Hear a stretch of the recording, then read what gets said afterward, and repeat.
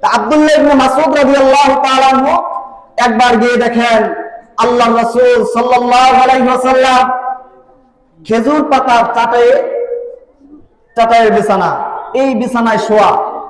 আর রাসূল করিম সাল্লাল্লাহু আলাইহি ওয়াসাল্লাম দুনিয়ার সবচেয়ে বেশি সুন্দর মানুষ ছিলেন, উনার চেহারা মুবারক অনেক সুন্দর ছিল।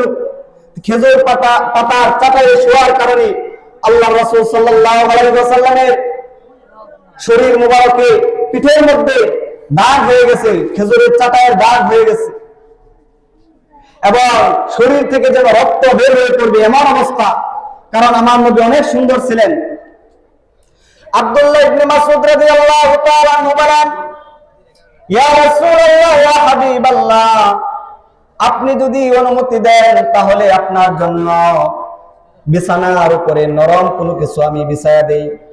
আপনি যদি অনুমতি দেন আপনার আরাম হবে, কষ্ট কমবে।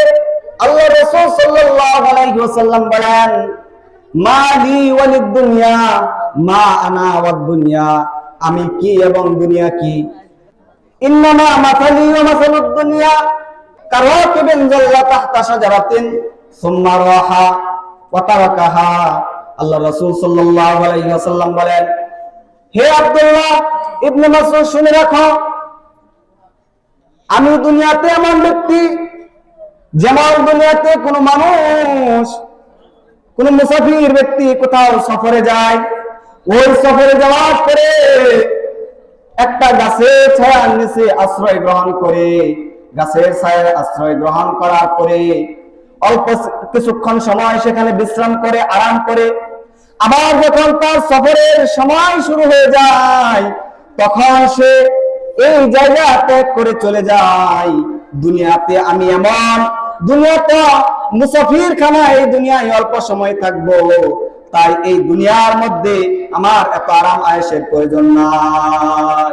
মুসাফির ব্যক্তি যেমন রাস্তায় সফরকালে যেখানে গাছের ছায়ার নিচে আশ্রয় গ্রহণ করে সেখানে বড় খাট পালং লেপ তোষক কম্বল এগুলির ব্যবস্থা করে না, কারণ জানে সে মুসাফির ব্যক্তি অল্প কিছুক্ষণ সময় সে এখানে আছে, কিছুক্ষণ পরে আবার তাকে এখান থেকে চলে যেতে হবে।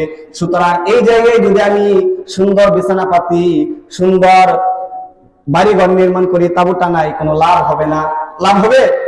মনে করেন আপনাদের এই ধীরাশ্রম রেল স্টেশনে এক ব্যক্তি অপেক্ষমান, সে কমলাপুর যাবে, ঢাকা যাবে, এখন ট্রেন আসার 15 মিনিট সময় বাকি। এ মতো অবস্থায় সে যদি বুদ্ধিমান হয় তাহলে এখানে এমনিতেই বসে থাকবে, আর যদি নির্বোধ হয়, বোকা হয়, তাহলে সে সুন্দর করে বিছানা তৈরি করবে, এই শীতের দিন ল্যাপ তোষক কম্বল সবকিছু দিয়া, এখানে একটা ঘুম দেবে। ঘুম দেওয়ার পরে 2 ঘন্টা পর ঘুম থেকে উঠলো, ট্রেন কি আর থাকবে? সে ঢাকা যেতে পারবে না। তাহলে মুসাফির খানায় বেশিক্ষণ অবস্থান করার কোনো সুযোগ নাই। এই জন্য আল্লাহ রাসূল সাল্লাল্লাহু আলাইহি ওয়াসাল্লাম বলেন, হে আব্দুল্লাহ ইবনে মাসউদ, আমার জন্য নরম বিছানার প্রয়োজন নাই। এই দুনিয়া তো সামান্য সময়, একটা গাছের ছায়ায় যেরকম একজন মুসাফির ব্যক্তি অবস্থান করে কিছুক্ষণ পর আবার এই জায়গা ত্যাগ করে, আমরা সামান্য সময় এই দুনিয়াতে আছি, সামান্য সময় পরে দুনিয়া আমাদের ত্যাগ করতে হবে, চলে যেতে হবে। সুতরাং এখানে আমার আরাম আয়েশের প্রয়োজন নাই।